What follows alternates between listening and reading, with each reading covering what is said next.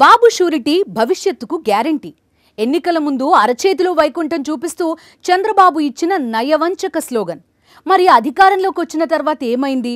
ఇచ్చిన మాట మీద నిలబడే అలవాటు ఎలాగూ లేదు కాబట్టి ఆ స్లోగన్ని బాబు షూరిటీ గూండాయిజానికి గ్యారంటీగా మార్చేశారు. ఆంధ్రప్రదేశ్లో ప్రజాస్వామ్య స్ఫూర్తికి పాతర వేయడానికి చిత్తశుద్ధితో పనిచేస్తోన్న చంద్రబాబు ప్రభుత్వం రోజుకొక అరాచకంతో చెలరేగిపోతోంది. పౌర హక్కులు, భావ ప్రకటన స్వేచ్ఛ లాంటివి భారతదేశంలో ఎక్కడైనా చెల్లుబాటు అవుతాయి, కానీ ఆంధ్రప్రదేశ్లో మాత్రం వాటి ప్రస్తావన తేవడానికి కూడా వీల్లేదు. ప్రజలు, ప్రతిపక్షం, సోషల్ మీడియా వాళ్ళు వీళ్ళు అని లేదు. రెడ్ బుక్ రాజ్యాంగం ఆగడాలను ప్రశ్నిస్తే చాలు, ఇక అంతే సంగతులు. రాజ్యాంగం ప్రసాదించిన హక్కులను మింగేస్తూ పాలకులుగా తమ బాధ్యతలను విస్మరిస్తూ చంద్రబాబు ప్రభుత్వం చేస్తోన్న వికటాట్టహాసాల మధ్య అంబేద్కర్ రాజ్యాంగం చిన్నబోతోంది. దీనిపైనే ఇవాల్టి మ్యాగజైన్ స్టోరీ. భయపెట్టాలి, తమ అరాచకాలను, స్కామ్లను, దోపిడీని ప్రశ్నించే వారిని భయపెట్టాలి. ఎన్నికల హామీల అమలు గురించి నోరు తెరవాలంటేనే వణికిపోయే స్థాయిలో భయపెట్టాలి. సంక్షేమం, అభివృద్ధి మాటేంటని నిగ్గదీయాలంటే గజగజలాడేలా భయపెట్టాలి. మొత్తం మీద ప్రశ్నించాలి అంటేనే ప్రాణం పోయినంతగా ఫీల్ అయ్యేలా భయపెట్టాలి. ఎవరిని ఎలా భయపెట్టాలి? ఒకరిని, ఇద్దరిని కాదు, 5.5 కోట్ల మంది ఏపీ ప్రజలందరినీ భయపెట్టాలి. అందుకోసం దాడులు చేస్తారు, తప్పుడు కేసులు పెడతారు, అక్రమ అరెస్టులు చేయిస్తారు. ప్రజలైనా ప్రతిపక్షమైనా ఇదే రాక్షస క్రీడ. ఏపీ ప్రజల్లో ప్రశ్నించే స్వభావాన్ని చంపేసి తమ ఆటవిక పాలనకు అడ్డే లేకుండా చేసుకోవడానికి పచ్చ ముఠా పన్నిన కుట్ర ఇది. భారత రాజ్యాంగం ప్రశ్నించడం దేశ పౌరుల హక్కు అంటోంది. ఏపీ ప్రభుత్వం మాత్రం ప్రశ్నిస్తే తప్పుడు కేసు ఖాయమని బెదిరిస్తోంది. భారత రాజ్యాంగం భావ ప్రకటన స్వేచ్ఛ పుట్టుకతోనే దేశ పౌరులకు సొంతం అంటోంది. ఏపీ ప్రభుత్వం మాత్రం భావ ప్రకటన స్వేచ్ఛకి, వాక్ స్వాతంత్ర్యానికి సమాధి కడుతోంది. ఏడాది పాలనలో కూటమి ప్రభుత్వం చేస్తున్న అరాచకాలకు అంతే లేకుండా పోయింది. వాటన్నింటి వైపు వేలెత్తి చూపకుండా ఉండటానికి ఇప్పుడు ప్రశ్నించే గొంతులపై కత్తి కట్టింది. సూపర్ 6 అమలు ఎప్పుడు అని అడగటానికి వీల్లేదు. అడిగితే అక్రమ కేసులు. సంక్షేమం, అభివృద్ధి సంగతేంటని అడగకూడదు. అడిగితే తప్పుడు కేసులు. సోషల్ మీడియా యాక్టివిస్టులు కావచ్చు, ప్రతిపక్షాలు కావచ్చు, సెలబ్రిటీలు కావచ్చు, సాధారణ పౌరులు కావచ్చు, సామాజిక మాధ్యమాల ద్వారా ప్రభుత్వ అరాచకాలను నిలదీసినా, ప్రశ్నించినా, ఎత్తి చూపినా ఇక అంతే సంగతులు. 10ల సంఖ్యలో కేసులు పెట్టడం, అర్ధరాత్రి వచ్చి ఎత్తుకుపోవటం, అరెస్టులు చూపించకుండా కుటుంబ సభ్యులను వేధించటం, 3rd డిగ్రీ ప్రయోగించి హింసించటం, ఇన్ని జరిగిన తర్వాత కూడా చంద్రబాబు ప్రభుత్వ అరాచకాలను ప్రశ్నించటం, నిలదీయటం అటు ప్రజలు, ఇటు ప్రతిపక్షం మానలేదు. అందుకే ఇప్పుడు రెడ్ బుక్ రాజ్యాంగం తన రూటు మార్చింది. ప్రతిపక్ష నేతల మీద వరుస దాడులు చేయిస్తూ 5.5 కోట్ల మంది ప్రజలను మరింతగా భయపెట్టాలన్న కుట్రకి తెరతీసింది. ఎన్నికల మేనిఫెస్టో అమల్లో చంద్రబాబు సర్కార్ వైఫల్యంపై ప్రజలను చైతన్యపరిచేందుకు వైఎస్ఆర్సీపీ రీకాలింగ్ చంద్రబాబు మేనిఫెస్టో కార్యక్రమానికి పిలుపునిచ్చింది. దీంతో చంద్రబాబు అండ్ కో ఆగ్రహంతో రగిలిపోతోంది. దీంతో ఆ కార్యక్రమాన్ని అడ్డుకునేందుకు ఎంతకైనా తెగించడానికి రెడీ అయిపోయారు. వరుసగా వైఎస్ఆర్సీపీ నేతలపై దాడులకు తెగబడుతున్నారు. ప్రతిపక్ష పార్టీ నేతల్నే వదిలిపెట్టడం లేదు. ఇక మీరెంతా అన్న మెసేజ్ ని సామాన్య ప్రజలకు పంపుతూ 5.5 కోట్ల మంది ఏపీ వాసులను భయం గుప్పిట్లో పెట్టడానికి కుట్రలు పన్నేశారు. కృష్ణా జిల్లా జెడ్పీ చైర్పర్సన్ ఉప్పాల హారికపై టీడీపీ గూండాలు చేసిన దాడి చూసి సభ్య సమాజం సిగ్గుతో తలదించుకుంది. ఆగ్రహంతో రగిలిపోయింది. ప్రజల హృదయాలు గెలుచుకోవటం చేతకాని చంద్రబాబు రాక్షస పాలన సాగించటంలో మాత్రం తనకు మరెవ్వరూ సాటిరారని నిత్యం నిరూపించుకుంటూనే ఉన్నారు. చంద్రబాబు ప్రభుత్వ వైఫల్యాలను ఊరూరా ఎండగట్టేలా బాబు ష్యూరిటీ మోసం గ్యారంటీ కార్యక్రమాన్ని గుడివాడలో కే కన్వెన్షన్ లో వైఎస్ఆర్సీపీ నిర్వహించ తలపెట్టాయి. ఈ కార్యక్రమంలో పాల్గొనటానికి ఉమ్మడి కృష్ణా జిల్లా జెడ్పీ చైర్పర్సన్ బీసీ నాయకురాలు ఉప్పాల హారిక తన భర్త, ఇతరులతో కలిసి వాహనంలో బయలుదేరారు. నియోజకవర్గంలో అన్ని ప్రాంతాల నుంచి పార్టీ శ్రేణులు పెద్ద ఎత్తున తరలి వచ్చాయి. దీన్ని కూటమి నేతలు సహించలేకపోయారు. గుడివాడ నియోజకవర్గంలో ఈ కార్యక్రమం విజయవంతం కాకుండా చూడాలని ప్రభుత్వ పెద్దల నుంచి స్థానిక టీడీపీ, జనసేన నేతలకు ఆదేశాలు అందాయి. దీంతో ఆ కార్యక్రమానికి వచ్చే వైఎస్ఆర్సీపీ శ్రేణులను నాగవరప్పాడు వద్ద అడ్డు తగులుతూ రెచ్చగొట్టే ధోరణితో వ్యవహరించారు. రాళ్లు, కర్రలు చేతపట్టుకొని యుద్ధ వాతావరణాన్ని సృష్టించారు. కర్రలు, రాడ్లతో సభకు వెళ్లేవారిని అడ్డగించి అడ్డొచ్చిన వాహనాలపై దాడులకు తెగబడ్డారు. అయినప్పటికీ వైఎస్ఆర్సీపీ శ్రేణులు సంయమనాన్ని పాటించాయి. ఈ క్రమంలో సభకు హాజరయ్యేందుకు గుడివాడ మీదుగా లింగవరం వెళుతున్న ZP chairperson Uppala Harika car అక్కడికి రాగానే టీడీపీ జనసేన నేతలు రాళ్లు కర్రలు రాడ్లతో పోలీసుల సమక్షంలో దాడులకు తెగబడ్డారు. కారు అద్దాలను ధ్వంసం చేశారు. కారుపై బండరాళ్లు విసిరారు. బీసీ మహిళని కూడా చూడకుండా బూతులు తిట్టారు. కారును ముందుకు కదలనివ్వకుండా అడ్డుకున్నారు. కారుపై 10 సార్లు విచ్చలవిడిగా దాడి చేయడంతో గంటన్నర సేపు ప్రాణాలను అరచేతిలో పెట్టుకుని జెడ్పీ చైర్పర్సన్ ఆమె భర్త కారులోనే ఉండిపోయారు. ఈ తతంగం అంతా జరిగాక అక్కడే ఉన్న పోలీసులు తాపీగా అక్కడికి చేరుకొని ఉప్పాల హారికను అక్కడి నుంచి వెళ్లిపోవాలని హుకుం జారీ చేశారు. ప్రెస్ మీట్లో చెప్తున్నారు రవీంద్ర గారు, మనుషులేనా మీరు, అన్నం తింటున్నారా, రావే బయటికి అని అంత అసహ్యంగా మాట్లాడుతూ అంత చండాలంగా మాట్లాడిన అన్ని శిక్షించాల్సింది పోయి ఈరోజు వారిని సపోర్ట్ చేస్తూ నన్ను మహానటి అని బిరుదునిచ్చారు. మీరు మీ గుండెల మీద చేయి వేసుకొని మీ కుటుంబ సభ్యులు కారులో వెళ్తూ ఉండగా మీపై ఇలానే దాడి చేసి మిమ్మల్ని కూడా ఇదే రకంగా అసభ్యంగా మాట్లాడుతూ మీ వాళ్ళని కూడా ఇలా మాట్లాడితే మీరు ఆవిడని అంటారా, మీ కుటుంబ సభ్యులను అంటారా, లేకపోతే ఎవరైతే మీ మీద దాడి చేసిన వారిని అంటారా? 2019లో వైఎస్ఆర్సీపీ అధికారంలోకి వచ్చినప్పుడు టీడీపీ జనసేన నేతలపై కానీ క్యాడర్ పై కానీ ఎలాంటి దాడులు జరగలేదు. ఏపీలో శాంతి భద్రతలకు ఎలాంటి విఘాతం ఏర్పడలేదు. హుందాతనంతో కూడిన విజయోత్సవాలకు మాత్రమే వైఎస్ఆర్సీపీ క్యాడర్ పరిమితమైంది. కానీ 2024లో కూటమి విజయం సాధించగానే టీడీపీ జనసేన శ్రేణులు ఏపీ అంతటా విధ్వంసం సృష్టించడం మొదలుపెట్టారు. చంద్రబాబు ముఖ్యమంత్రిగా ప్రమాణ స్వీకారం చేయకముందే పచ్చ మూకలు వికటాట్టహాసం మొదలయ్యింది. ఆ అరాచక పర్వం ఇప్పుడు రెట్టింపైంది. ప్రజలు అధికారాన్నిచ్చింది ఎన్నికల హామీలను అమలు చేయమని, అభివృద్ధిని కొనసాగించమని. కానీ అధికారాన్ని ఇచ్చిన ప్రజలను మోసం చేయటం మాత్రమే కాదు, అటు ప్రజల నుంచి ఇటు ప్రతిపక్షాల దాకా అందరిపై పగ సాగిస్తున్న విధంగా చంద్రబాబు ప్రభుత్వం తన ఉనికిని చాటుకుంటోంది. అందుకు తాజా ఉదాహరణ వైఎస్ఆర్సీపీ నేతలపై జరుగుతున్న వరుస దాడులే. ఉప్పాల హారిక మీద దాడి జరగటానికి కొద్ది రోజుల ముందు నెల్లూరులో మాజీ మంత్రి నల్లపరెడ్డి ప్రసన్న కుమార్ రెడ్డి ఇంటిపై టీడీపీ మూకలు దాడి చేసి బీభత్సం సృష్టించాయి. 70 నుంచి 80 మంది టీడీపీ గూండాలు రాత్రి 9 గంటల సమయంలో మారణాయుధాలతో నెల్లూరు నగరం సుజాతమ్మ కాలనీలో ప్రసన్న కుమార్ రెడ్డి ఇంట్లోకి చొరబడ్డారు. వాళ్ళనెవ్వరూ గుర్తుపట్టకుండా సీసీ కెమెరాలను ముందుగా ధ్వంసం చేశారు.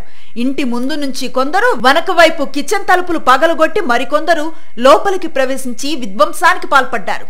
కింది గదితో పాటు పైభాగంలో గదిలో వస్తువులన్నింటినీ పగలగొట్టారు. అడ్డుకోబోయిన సిబ్బంది పైన పచ్చ మూకలు దాడి చేశాయి. పోర్టుకోలో ఉన్న 2 కార్లను ధ్వంసం చేశారు. అరగంట పాటు నానా భీభత్సం సృష్టించారు. నేను నా కుమారుడు బయట వెళ్ళాము. కరెక్ట్ గా వచ్చి ఇంటి మీదకి వచ్చి ధ్వంసం చేశారు. నాకు తెలిసి మా కుటుంబం 1961 నుంచి రాజకీయాల్లో ఉంది. ఎప్పుడు కూడా ఇటువంటివి మేము చూడలేదు. మామూలుగా విమర్శించుకుంటాం.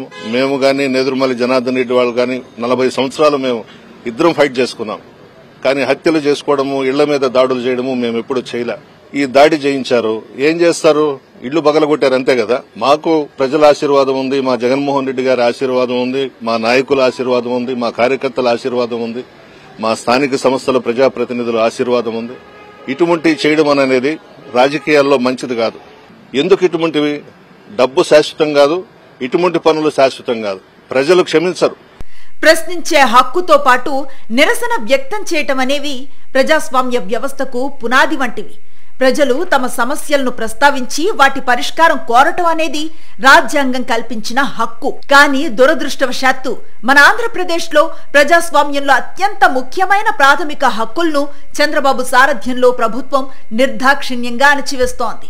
పోలీసు యంత్రాంగాన్ని, వారి అధికారాన్ని పూర్తిగా దుర్వినియోగం చేస్తూ ప్రశ్నించే గొంతుకలను నొక్కేస్తోంది. మరోవైపు ప్రతిపక్ష పార్టీ మీద దాడులు చేస్తూ తమ ఆటవిక పాలనకు అడ్డొస్తే ఎవరినైనా వదిలేది లేదన్న రాక్షస హెచ్చరికను చేస్తోంది. ప్రపంచంలో ఎక్కడ అవకాశాలున్నా వాటిని అందిపుచ్చుకుని అద్భుతాలు చేసే ప్రతిభా పాటవాలు ఆంధ్రప్రదేశ్ ప్రజల సొంతం. ప్రపంచవ్యాప్తంగా అనేక రంగాల్లో విజయకేతనం ఎగరవేసిన మేధావులకు అడ్డా ఆంధ్రప్రదేశ్. ఇంత చైతన్యవంతమైన సమాజంలో ప్రశ్నించే చైతన్యమే లేకుండా చేయాలన్న కుట్రలు పారతాయా? ఇంత ఆలోచన శక్తి కలిగిన సమాజంలో భావ ప్రకటన స్వేచ్ఛనే మాయం చేయాలన్న కుతంత్రాలు పారతాయా? కష్టం కదా.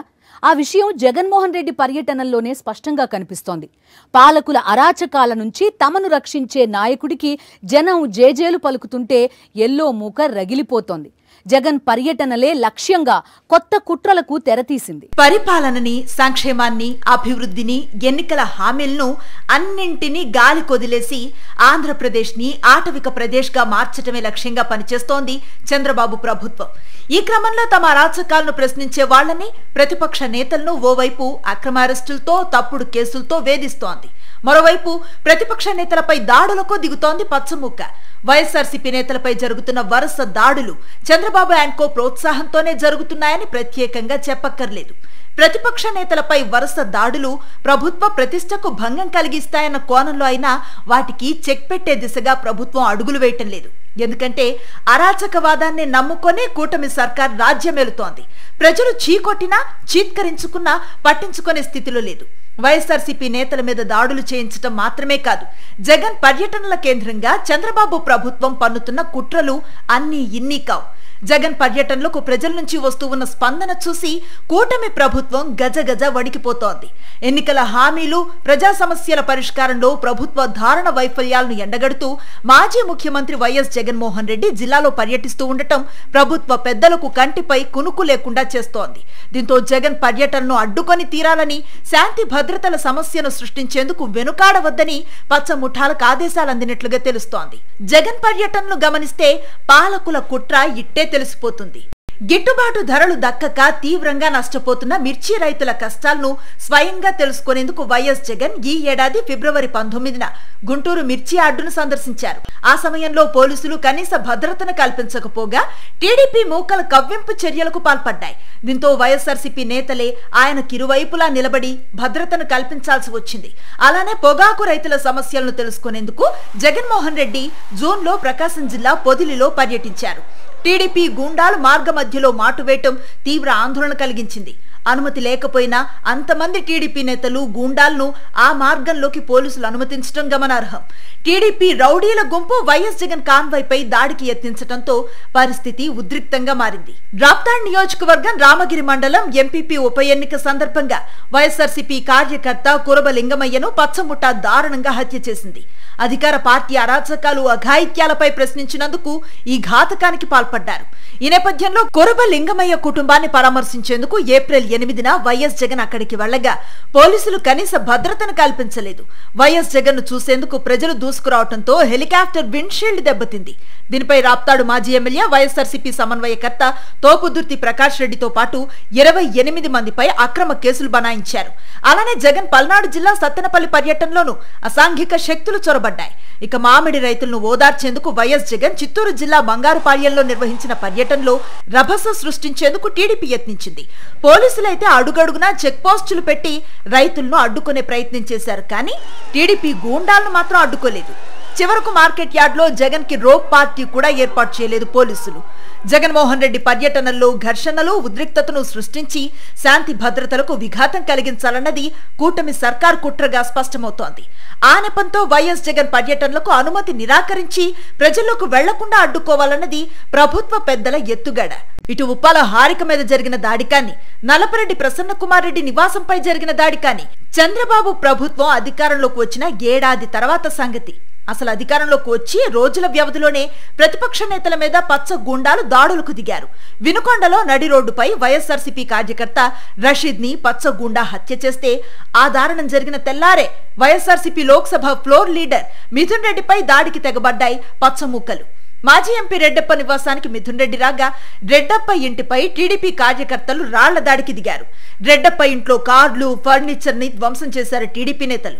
రెడ్డప్ప ఇంటి వద్ద యుద్ధ వాతావరణం సృష్టించారు టీడీపీ కార్యకర్తలు.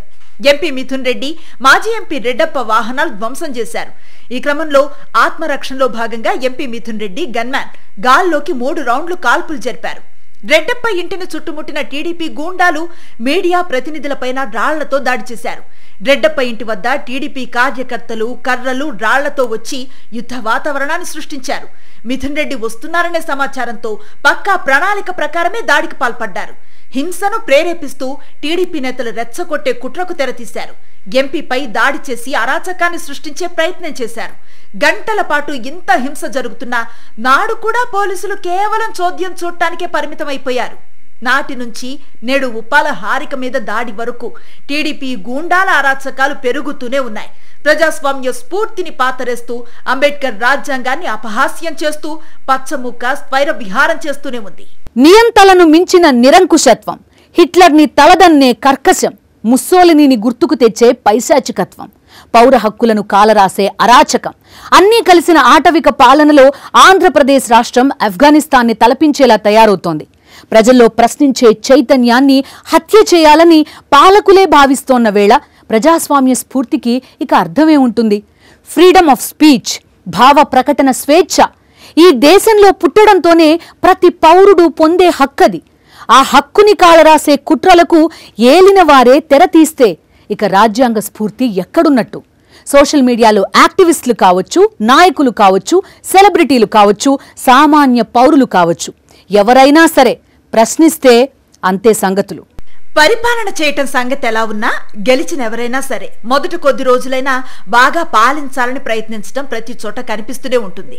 కానీ చంద్రబాబు అండ్ కోకి మాత్రం అసలు తమ లక్ష్యం ఏంటన్న దానిపై చాలా స్పష్టత ఉంది. అందుకే చంద్రబాబు ముఖ్యమంత్రిగా ప్రమాణ స్వీకారం చేయటానికన్నా ముందే ఏపీలో ప్రధాన నగరాల్లో రెడ్ బుక్ హోర్డింగ్లు వెలిశాయి. అప్పటికే టీడీపీ, జనసేన శ్రేణులు ఏపీలో హింసరచనను మొదలుపెట్టాయి. చంద్రబాబు ప్రమాణ స్వీకారానికి ప్రధాని మోదీ, హోంమంత్రి అమిత్ షాలకు కూడా రెడ్ బుక్ హోర్డింగ్స్ స్వాగతం పలికాయి. నాడే నేషనల్ మీడియా ఈ అరాచకాలను చూసి ఆశ్చర్యపోయింది. ఇక అధికారం చేపట్టిన నాటి నుంచి ఓవైపు విధ్వంసం, మరోవైపు హత్యలు, ఇంకోవైపు దాడులు, ఆస్తుల విధ్వంసంతో మొదలైన అరాచకం ఇప్పుడు మరింతగా నెత్తురు మరిగింది. చంద్రబాబు ప్రభుత్వం రాష్ట్రంలో ఏడాదిగా అప్రకటిత ఎమర్జెన్సీని అమలు చేస్తూ రాజ్యాంగ హక్కులను కాలరాస్తోంది. ప్రభుత్వ వైఫల్యాలు, సూపర్ 6 సహా ఎన్నికల హామీలను అమలు చేయని వైనం, ప్రజా వ్యతిరేక విధానాలను ప్రశ్నించే వారిపై పోలీసు అస్త్రాన్ని ప్రయోగిస్తోంది. ప్రశ్నించే గొంతు ఏపీలో ఉండకూడదన్నదే చంద్రబాబు ప్రభుత్వ లక్ష్యం. ప్రజలు, ప్రతిపక్ష నేతలే కాదు, సోషల్ మీడియా యాక్టివిస్టులను కూడా లక్ష్యంగా చేసుకుని అక్రమ అరెస్టులతో వేధింపుల పర్వాన్ని కొనసాగిస్తోంది. ఎంతగా అంటే అన్నదాత సుఖీభవ పథకం ఎప్పుడిస్తారు అని అడిగితే కేసు, నిరుద్యోగ భృతి ఇవ్వరా అని ప్రశ్నిస్తే కేసు, వీధిలో లైట్లు వెలగటం లేదంటే కేసు, సూపర్ 6 పథకాలను ప్రస్తావిస్తే చాలు కేసు. ఇలా ఎడాపెడా అక్రమ కేసులతో విరుచుకుపడింది. సూపర్ 6 హామీలు, ఎన్నికల మేనిఫెస్టో అమల్లో తమ వైఫల్యాలను కప్పిపుచ్చుకునేందుకు అక్రమ కేసులతో బెదిరింపులకు దిగింది. ఏడాది వ్యవధిలో సోషల్ మీడియా కార్యకర్తల ఏకంగా 822 మందికి నోటీసులు జారీ చేసింది. 253 అక్రమ కేసులు బనాయించి ఎఫ్ఐఆర్లు నమోదు చేసింది. 86 మంది సోషల్ మీడియా యాక్టివిస్టులను అక్రమంగా అరెస్టు చేసింది. దేశంలో ఎమర్జెన్సీ విధించినప్పుడు కూడా ఉమ్మడి ఆంధ్రప్రదేశ్ లో ఈ స్థాయిలో కేసులు నమోదు చేయలేదు. హిట్లర్ దురాగతాలను గుర్తు చేసే రీతిలో చంద్రబాబు అణచివేతలకు పాల్పడుతున్నారు. అక్రమ కేసులు నమోదు చేయటమే కాకుండా దర్యాప్తు పేరిట వేధిస్తున్నారు. కనీసం నోటీసులు కూడా ఇవ్వకుండా, నిబంధనలు పాటించకుండా బరి తెగించి వ్యవహరిస్తున్నారు. సోషల్ మీడియా యాక్టివిస్టుల మీద పెడుతున్న తప్పుడు కేసులు, అక్రమ అరెస్టుల విషయంలో న్యాయస్థానాలు ఎన్నిసార్లు మొట్టికాయలు వేసినా, కన్నెర్ర చేసినా కూటమి ప్రభుత్వానికి చీమ కుట్టినట్లయినా లేదు. ఓవైపు చంద్రబాబు ప్రభుత్వ అరాచకాలు, మరోవైపు ఖాకీల జులుం, ఇంకోవైపు టీడీపీ గూండాల దౌర్జన్యాలు. సోషల్ మీడియా యాక్టివిస్టుల దగ్గర నుంచి ప్రతిపక్ష నేతలు, కార్యకర్తలు, సెలబ్రిటీలు, సామాన్య పౌరులు ఇలా ఎవ్వరిని వదలకుండా తమ మోసాలను, వైఫల్యాలను ప్రశ్నిస్తున్న అందరినీ తప్పుడు కేసులతో వేధిస్తున్నారు, హింసిస్తున్నారు, నడి రోడ్డుపై దాడులు చేస్తున్నారు, అర్ధరాత్రి ఇళ్ల మీద పడి భయోత్పాతాన్ని సృష్టిస్తున్నారు. భావ ప్రకటన స్వేచ్ఛపై కత్తి కట్టి ఆంధ్రప్రదేశ్ ప్రజలకు తాలిబాన్ పాలనను చూపిస్తున్నారు. భారత రాజ్యాంగాన్ని, ప్రజాస్వామ్య స్ఫూర్తిని అవహేళన చేస్తూ రెడ్ బుక్ రాజ్యాంగం పడగ నీడలో పౌర హక్కులను హరిస్తున్నారు.